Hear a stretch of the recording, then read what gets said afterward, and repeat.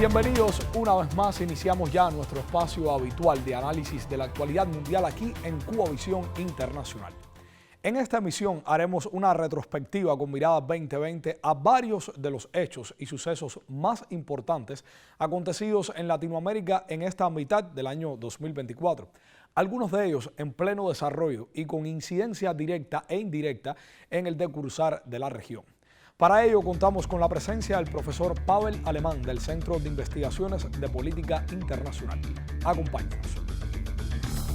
Profesor Pavel, bienvenido una vez más a Mundo 2020. ¿Qué tal, Richard? ¿Cómo estás? Todo bien, todo bien. Y esta vez para hablar de algo que nos interesa muchísimo, Latinoamérica a mitad de año.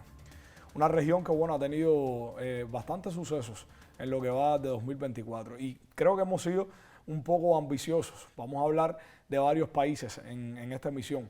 No hemos incluido Venezuela, eso sí, porque es un tema que llevaría a un programa completo. No sé qué te parece la idea. Me parece bien. Y te propongo comenzar por México. ¿Cuál ha sido el impacto de la elección de Claudia Sheinbaum como la primera presidenta en la historia del país? ¿Y hasta qué punto resultó clave para el triunfo de Claudia el prestigio y el saldo positivo que dejó la gestión de Andrés Manuel López Obrador durante su mandato? Bueno, proveniendo de la misma fuerza política, es evidente que la buena gestión que ha tenido hasta el presente el presidente Andrés Manuel López Obrador sentó las bases para que la sociedad mexicana respaldara de la forma tan abrumadora no solo la elección de Claudia Sheinbaum, sino además otros cargos electivos que se pusieron, a disposición el día de las elecciones presidenciales y que le permite ahora a Morena tener una mayoría consolidada en el legislativo y casi todas las gobernaciones en el país. Ahora, ¿cuáles son los retos principales, los retos para ella, para Claudia, en todos los órdenes, los que puede enfrentar en lo adelante? La elección de Claudia es, en este caso, me parece a mí una forma de demostrar que hay cambios societales importantes en México. Ahora, los retos que ella va a enfrentar son múltiples, lo mismo de orden interno que en materia de política externa. En materia de política interna, Claudia Sheinbaum probablemente va a tener una agenda que se va a centrar mucho en cómo manejar los asuntos de seguridad pública, pero a mí me parece que lo hace diferente a otros mandatarios que en la región están haciendo mucho hincapié en el uso de los métodos o de los instrumentos represivos del Estado. Yo creo que la concepción de ella es una concepción muchísimo más amplia que sabe que para disminuir los niveles de delincuencia y de homicidios que hay en México, tiene que enfrentar los problemas, los graves problemas sociales acumulados en la historia mexicana del siglo XX y lo que llevamos del siglo XXI. En segundo lugar, creo que siendo México un país que ha tenido una rica tradición y una cultura desde el punto de vista de la industria petrolera, modernizar esa industria, pero a su vez abrir espacios importantes al cambio de matriz energética a partir de las energías renovables, debe ser un punto muy importante de su agenda. Y no solamente tener acceso a energías, digamos, que tengan menor impacto ambiental, sino también algo que es muy importante para la vida humana, tener acceso al agua potable. Ahora, en materia de política exterior, es evidente que en el caso de México, su primera prioridad en materia de relaciones exteriores viene siendo la relación con Estados Unidos. Y va a ser una relación compleja, sobre todo si saliera la dupla de Trump y Vance, va a ser una relación complicada por el tema migratorio, por el tema de la relocalización de empresas estadounidenses o de subsidiarias de empresas estadounidenses en territorio mexicano. Yo no creo que sea, a pesar del discurso duro de Trump con el tema de los migrantes irregulares y a pesar de que Vance apoya, digamos, no solamente el cierre físico de largos tramos de la frontera entre ambos países, sino además el uso de la Fuerza Armada estadounidense para contener no solo al tema de los migrantes, sino también los grupos que se dedican a actividades ilegales vinculadas con el narcotráfico, no creo que ellos puedan sostener ese discurso duro con políticas prácticas concretas que dañarían esa relación bilateral que es importante para México, pero también es importante para Estados Unidos. Y recordemos que en Estados Unidos hay decenas de millones de descendientes de mexicanos o mexicanos que en algún momento migraron a Estados Unidos que viven en ese país. Te propongo ir a Argentina, que también ha estado en los reflectores de la región. ¿Cómo valoras la situación actual de la nación austral tras poco más de medio año del gobierno de Javier Milei? Mira, Milei llegó al gobierno, yo creo que sorprendiendo incluso a una parte de los analistas. Hizo muchas promesas en campaña. En honor a la verdad, en Argentina no solamente aumentó la inflación, se devaluó, me parece que un rango muy importante la moneda de curso corriente en el país con respecto al dólar estadounidense, sino que también hay un crecimiento notable de la pobreza en el país. Eso está dejando ver que a 6 meses de haber asumido el gobierno, realmente la política económica que ha aplicado Milei ha sido, vamos a decir que a lo mejor en términos macroeconómicos no un desastre, pero un país no se gobierna como se dirige una empresa. Claro. Es decir, uno tiene que ver el impacto social que tienen las políticas. Económicas. Yo creo que Argentina se ha estado distanciando de sus dos socios comerciales principales, que es el caso de la República Popular China y es el caso del Brasil. Milei, por cierto, se ausentó de la cumbre de jefes de Estados de Mercosur. A mí me parece que eso sienta un muy mal precedente, incluso con críticas desde otros mandatarios de la derecha en la región, como es el caso de Lacalle Pou, que cuestionó la ausencia de Milei. Eso de caras al futuro y sobre todo de caras a una relación en la que Milei evidentemente está más enfocado en el vínculo de la Argentina con Estados Unidos, que ya tiene por cierto ciertas expresiones en materia militar y de seguridad, sobre todo con el asentamiento de fuerzas estadounidenses en algunas regiones de Argentina, es decir, el acceso a ciertas facilidades militares, y por el otro lado la relación con Israel, que él ha privilegiado. A mí me parece que además es un momento en el que casi toda la comunidad internacional rechaza de manera firme y contundente los excesos cometidos y los crímenes de lesa humanidad cometidos por la Fuerza de Defensa de Israel en la Franja de Gaza. Un personaje Milei, sin lugar a dudas. Y para redondear un poco esta primera parte en la que estamos refiriéndonos a algunos de los países principales o más importantes, más relevantes de la región, te propongo ir a Bolivia, nación en la cual se produjo recientemente otra intentona golpista. En junio pasado específicamente se vivieron momentos de fuerte tensión que hicieron recordar el golpe de Estado contra Evo Morales en 2019, pero que afortunadamente no pasó de eso, de una intentona. ¿Qué elementos permitieron, en tu opinión, impedir la concreción de un golpe en La Paz? ¿Y qué lecciones, de alguna manera, deja el hecho para el país y para la región? Lo que ocurrió en Bolivia tiene, digamos, una gravedad importante que hay que reconocer y que además deja muchas interrogantes. Es cierto que la sociedad y particularmente aquellos que han sido partidarios o simpatizantes del MAS han tenido divisiones, enfrentamientos entre ellos. En particular, me parece que el que existe entre el presidente Luis Arce y el líder histórico político del MAS, Evo Morales, que fue presidente también, eso ha creado de alguna manera un fermento que le permitió al general Zúñiga tratar de interrumpir el tránsito democrático que había en el país. Ahora, el general Zúñiga había sido relevado de su cargo como comandante de las Fuerzas Armadas el día antes del intento de golpe. De manera que, lógicamente, el ascendiente que él podía tener sobre algunas unidades militares también descendió. Eso por un lado. Por el otro lado, el golpe evidentemente adoleció de una falta de preparación. Sobre todo, no se interrumpieron los medios de comunicación, no hubo apoyo de, creo, la mayor parte de las unidades militares bolivianas, lo que quiere decir que hasta cierto punto desconocían digamos, la autoridad del general Zúñiga. Por otro lado, creo que la oposición prudentemente se distanció de lo que estaba sucediendo y lo condenó, lo rechazó.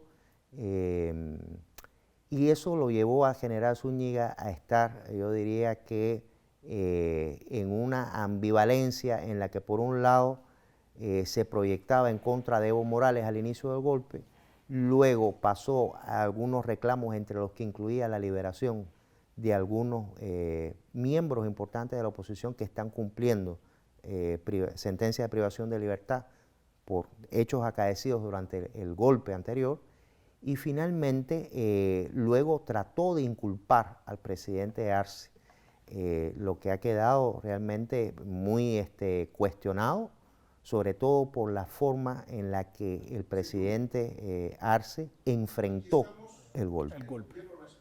Y yo creo que es meritorio reconocer que el presidente tuvo el valor de enfrentar el golpe. Sin dudas. ¿No? Entonces, eso nos deja con grandes incertidumbres sobre el futuro en Bolivia, donde habrá un proceso electoral, donde hay abiertas, yo creo que muchas opciones, aunque pareciera ser por el momento que la oposición o que un candidato de oposición no ganaría una elección en Bolivia. Yo creo que esto forma parte también de la historia política de Bolivia, un país que se destaca en la región precisamente por haber sido el que mayores golpes de Estado, mayor cantidad ha tenido en toda su historia política. Bueno, interesantes estas ideas que nos propones, de todas formas nos quedan algunos otros países también por abordar. Ahora te propongo ir a una pausa también a los amigos televidentes y estar muy al pendiente del comentario de nuestra colega Adianés Sáez, que va a abordar también algunas otras cuestiones relacionadas con el tema que nos ocupa hoy en Mundo 2020. No pierda la sintonía, en breve estamos de vuelta.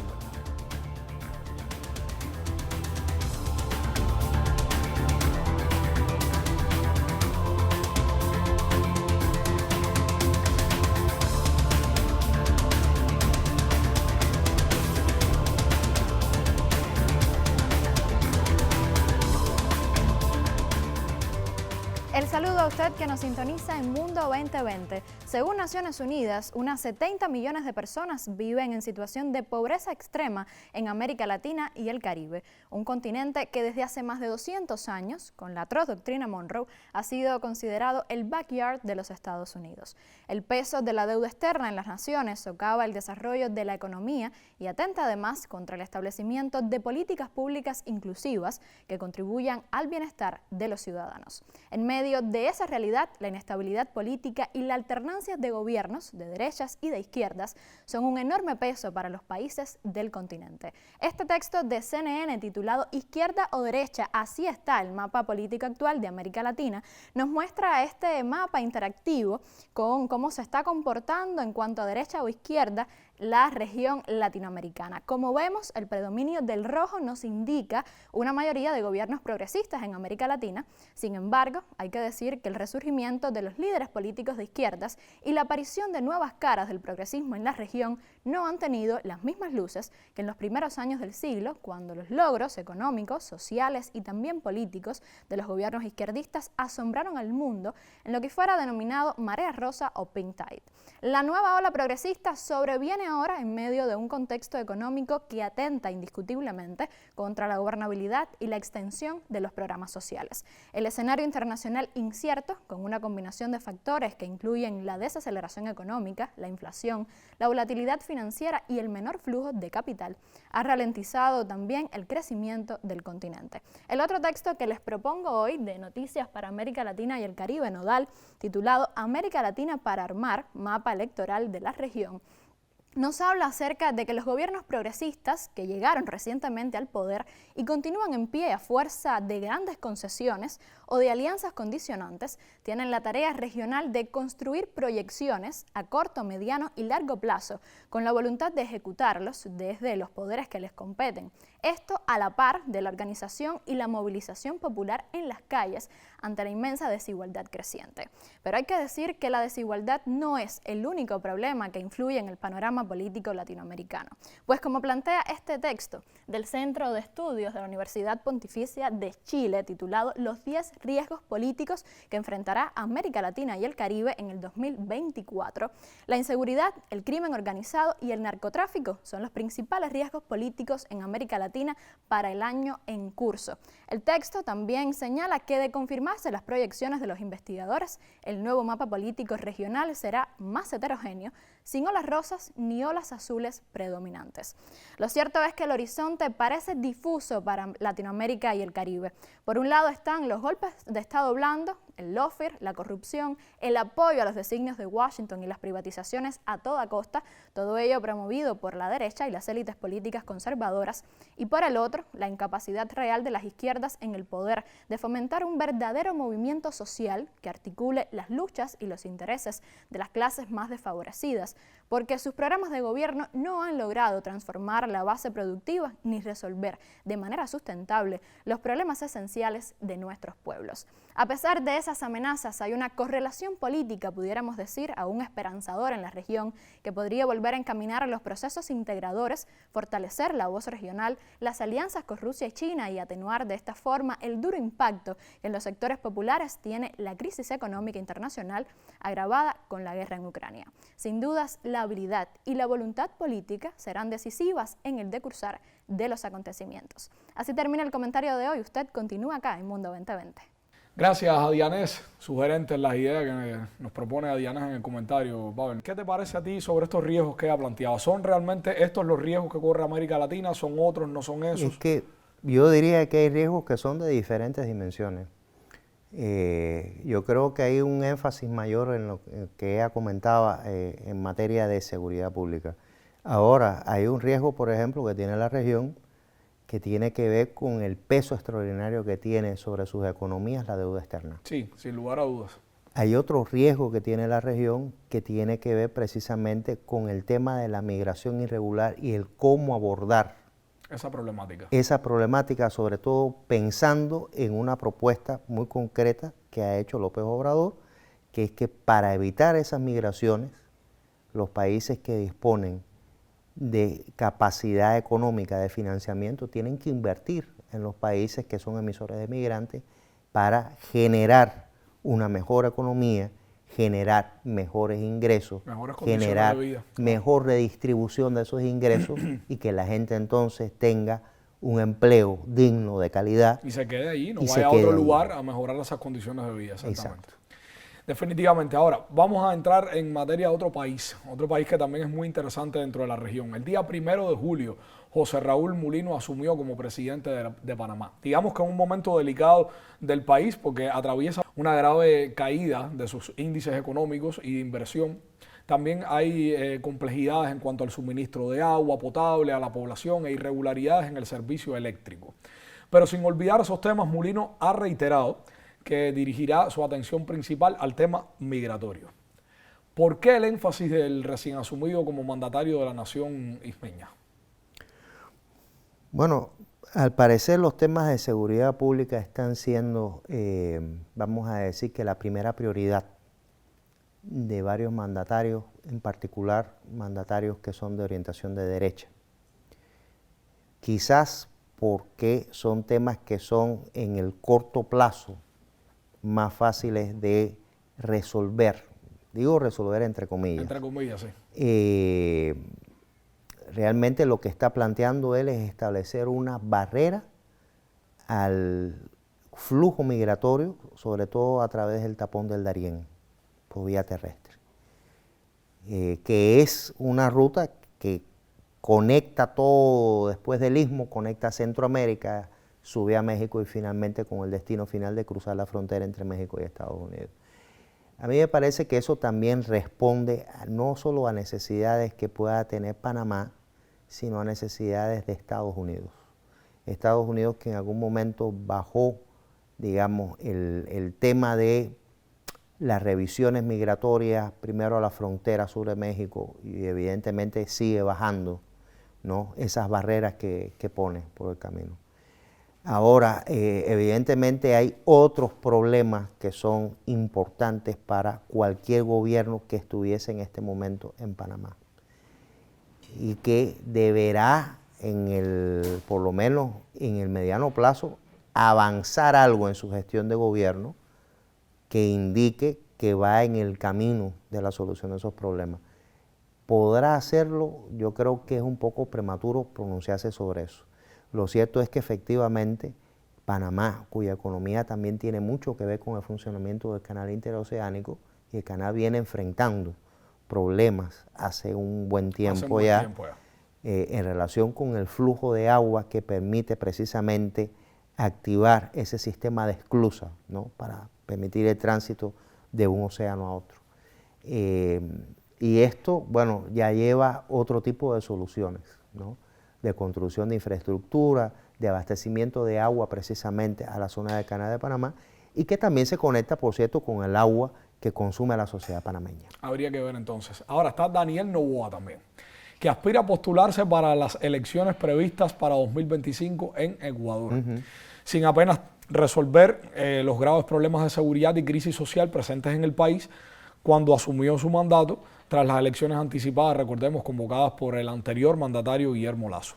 ¿Qué escenario entonces podemos anticipar para el segundo semestre del año? Y las tensiones, que es un elemento también interesante, las tensiones entre Noboa y la vicemandataria Verónica Abad, ¿podrían tal vez impactar en la situación del país? Yo voy a comenzar hablando precisamente sobre la, digamos, relación evidentemente deteriorada en el orden personal entre el presidente Noboa y su vicepresidenta Verónica Abad, que ha ido además creciendo esa tensión, se ha ido visibilizando mucho. Cada vez más. A mí me parece que la alianza que se estableció entre ellos para concurrir a las elecciones era una alianza hasta cierto punto forzada. Y por otro lado, al parecer el presidente Noboa no aprecia mucho la participación de las mujeres en la vida política. Sí. Y no solamente lo digo por el caso de Verónica Abad, él ha tenido también otros, digamos, momentos poco felices en la relación con el mundo femenino. En segundo lugar, el tema de la crisis de seguridad pública, que no ha tenido una solución. Este es un problema de antaño, este es un problema que no es nuevo en el Ecuador, pero sí se ha agravado mucho en los últimos años, y la forma en que han reaccionado, incluso involucrando a las Fuerzas Armadas como un actor importante de la solución de estos problemas, no parece ser la más adecuada, no ha sido la más efectiva, y presenta riesgos importantes de involucrar a las Fuerzas Armadas probablemente en violaciones de derechos humanos, porque las Fuerzas Armadas están preparadas para combatir a un enemigo organizado, armado, como un ejército de otro estado o una fuerza armada irregular en el caso de un conflicto armado interno, que él ha declarado y que realmente no parece ser el caso. Llegar a las próximas elecciones, bueno, todo dependerá en buena medida de qué tal funciona el tema de el correísmo como catalizador o no de las pasiones a favor o en contra de los ecuatorianos. Es decir, hasta el presente el tema del anticorreísmo ha sido utilizado por sectores de derecha dentro del país, sí, para tratar de agrupar votos dentro de la sociedad ecuatoriana e impedir el ascenso de un nuevo presidente de Revolución Ciudadana. Y lo han logrado, ciertamente. Ciertamente. Mediante también la, vamos a decir que rara coincidencia de hechos violentos que son, digamos, adjudicados a Revolución Ciudadana, aunque después se demuestra que no. Compleja la situación en Ecuador, como compleja también es en Haití, que es el último país del que te propongo hablar en este recorrido por Latinoamérica a mitad de año. Haití, que sabemos es la nación más pobre de América Latina y el Caribe, y se encuentra ahora mismo herida de muerte por la ingobernabilidad, la violencia, el tráfico de drogas. A tu juicio, ¿podrá salir Haití tal vez de esta caótica situación? ¿Y qué acciones tal vez se requieren para ello? ¿Cuál es la responsabilidad de la comunidad internacional en todo lo que ha estado aconteciendo y en el futuro también de la nación haitiana? Bueno, las instituciones públicas en Haití están muy quebrantadas. Ciertamente el Estado en Haití se ha debilitado. Y parte de eso precisamente se proyecta en la forma en que hay bandas armadas organizadas, que son varias, que asolan el país y que tienen control sobre una parte muy importante de los barrios de la capital de Puerto Príncipe.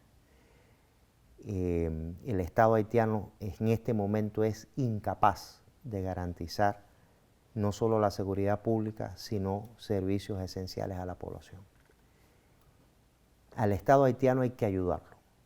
Y yo creo que la comunidad internacional, pero en primer lugar me parece que los países del Caribe, concretamente de la CARICOM, de conjunto con otros estados, que en este caso no son europeos o son estados desarrollados, sino incluso estados africanos, lo que se han propuesto inicialmente es comenzar progresivamente a garantizar la seguridad pública a través del desarme de esas bandas que han estado controlando no solo el espacio físico territorial, sino atemorizando a la sociedad haitiana. En ello, insisto, creo que hay varios países de la comunidad internacional que tienen un compromiso firme. Esto es un problema también que lleva décadas, que de manera recurrente se va expresando en la sociedad haitiana. Habrá que ver si en el futuro Haití, y deseamos que sea así, que pueda recuperar su institucionalidad, que pueda recuperar la capacidad para poder gestionar los problemas públicos y darle solución a las necesidades de sus ciudadanos. Muchas gracias, Pavel, por tu participación una vez más en nuestro mucho programa, por estas líneas de investigación tan claras que siempre nos proponen. Y a los amigos televidentes, no se vayan, permanezcan con nosotros hasta el cierre de nuestro programa. Transcurrida la mitad inicial de 2024 en Latinoamérica y el Caribe persisten escenarios advertidos desde el año precedente.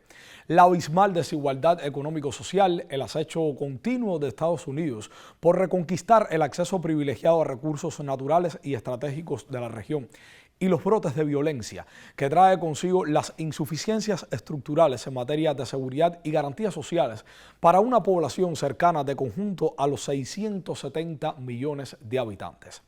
Son enormes los retos que tiene por delante la región: reducción del impacto contra el medio ambiente, inversiones sostenibles, disminución del desempleo, que harían una lista significativa, pero sin dudas el reto mayor es consagrarse como zona de paz, sin conflictos y respeto a los pueblos vecinos. Menesteres complejos en las actuales situaciones. Síganos en nuestras redes sociales. Nos vemos en una próxima entrega para seguir analizando el mundo con Visión 2020.